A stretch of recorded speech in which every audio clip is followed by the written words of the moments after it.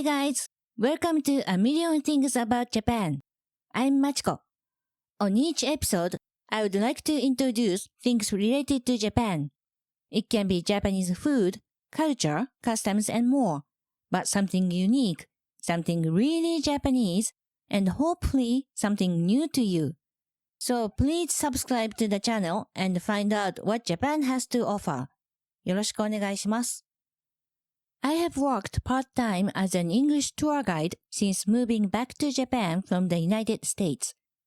Mainly, I have tours on Meiji Shrine and sometimes Tsukiji Fish Market and the Shinjuku area. During the Meiji Shrine tour, I usually introduce basic etiquette about visiting shrines to my guests. First, I tell them about bowing before passing through the torii gate. The torii gate separates the sacred area from our ordinary world, and we bow to show our respect. When I explained this, some of my guests asked this question: how deep should I bow? Although I understood their question, I was not sure how to answer because I have never thought about it. So, what I said was, it's up to you, but you don't have to bow that deeply. I just showed them what I naturally do. Japanese people love to bow, and it is part of our custom. I appreciate when international tourists try to understand and follow our ways.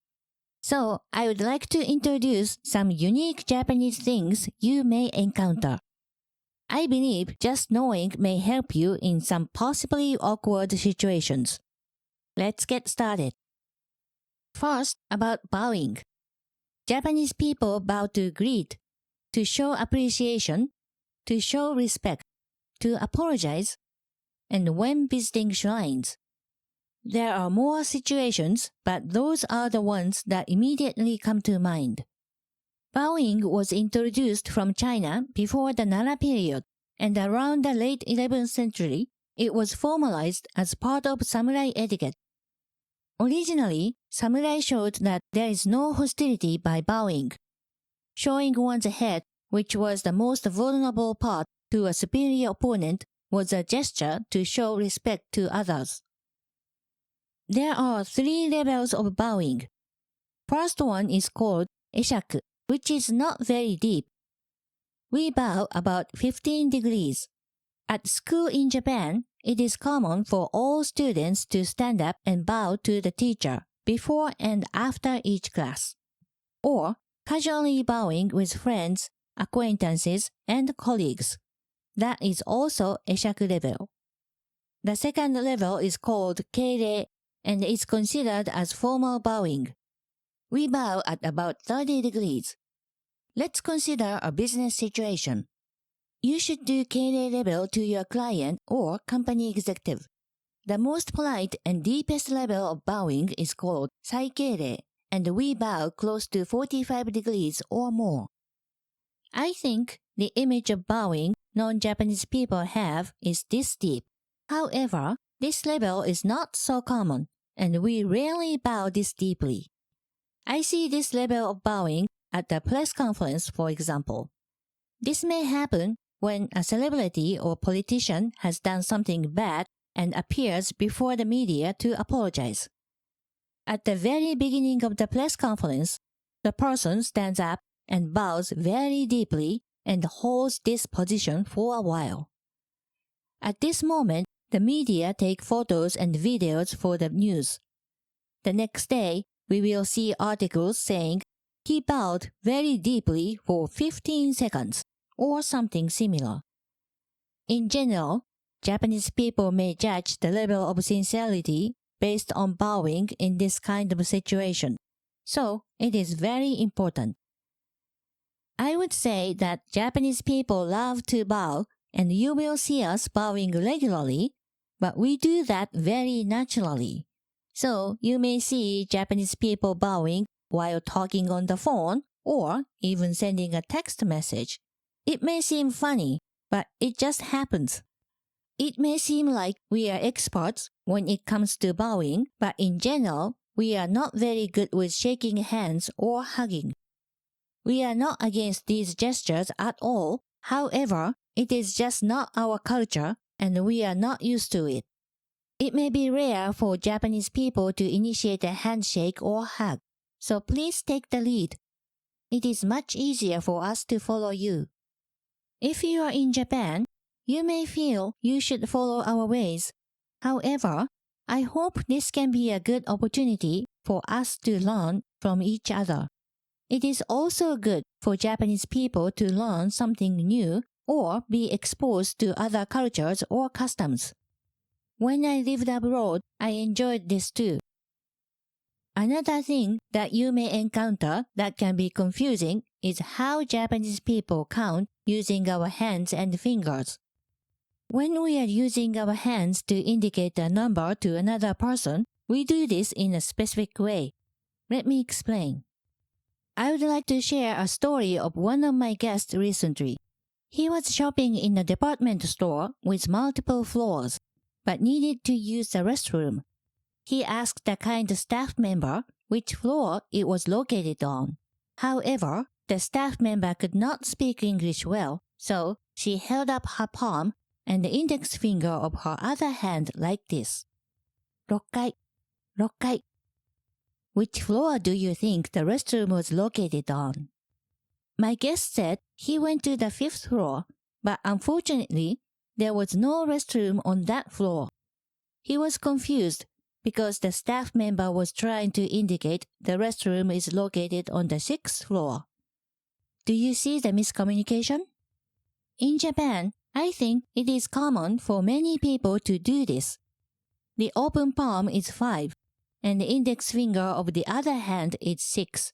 But my guest misunderstood because he thought she was pointing to her open hand indicating 5. Fortunately, he was able to figure out the restroom was on the 6th floor, but it was an anxious moment for a while. I thought, oh, I get it. That can be confusing. We laughed a bit when recalling this story. But if we are counting for ourselves, each person has their individual way. There is no Japanese all do this type rule. When counting to 10 on one hand, I start with my hand open from the thumb to pinky. 1, 2, 3, 4, 5. Then in reverse with my pinky. 6, 7, 8, 9, 10. But my brother starts with a closed hand and extends his index finger first. 1, 2, 3. I think his way is a bit weird, but it's okay. It's just the way it is. Speaking of pointing with an index finger, Japanese people point to our nose with our index finger to say, me. Maybe in your culture, you put your hand on your chest? I'm not really sure. For me, it is very natural to point to my nose, but my husband always laughs about it. What do you think? Another very Japanese thing you may encounter in Japan is business card etiquette. The Japanese word for business card is meishi. If you do business in Japan, you will encounter this situation, so you should know the manners in advance. If you are a tourist, you don't need to worry too much. But if you happen to receive a business card, I have a couple of tips. First, if someone hands you their business card, you should receive it with both hands and say thank you. Also, this is a good opportunity to see the person's name and if needed, confirm how to say their name.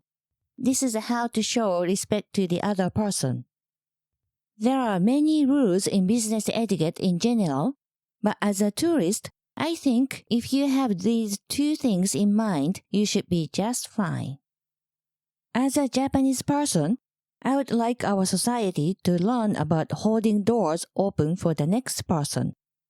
For some reason, this type of etiquette does not exist in Japan. It doesn't matter if it's a man or a woman, young or old, Japanese people just don't do this.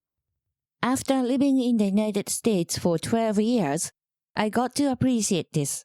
So, right after I moved back to Japan, I experienced a bit of culture shock.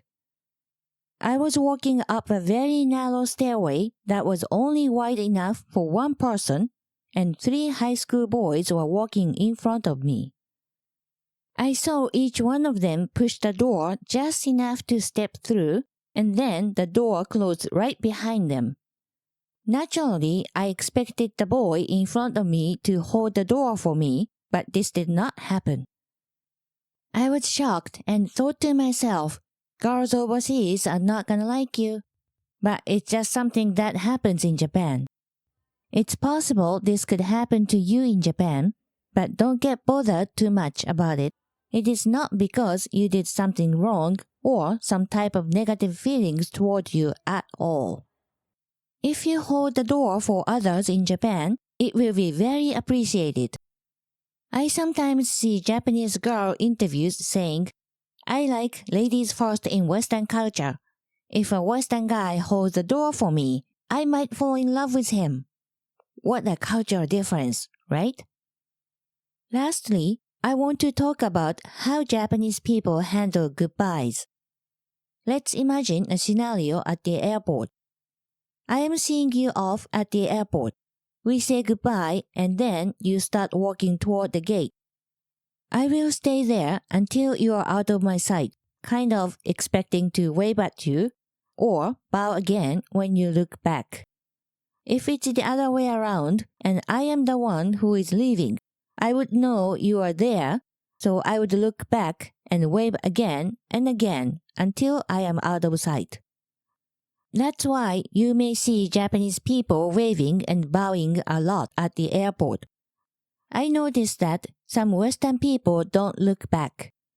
Once you say goodbye, you just look and move forward.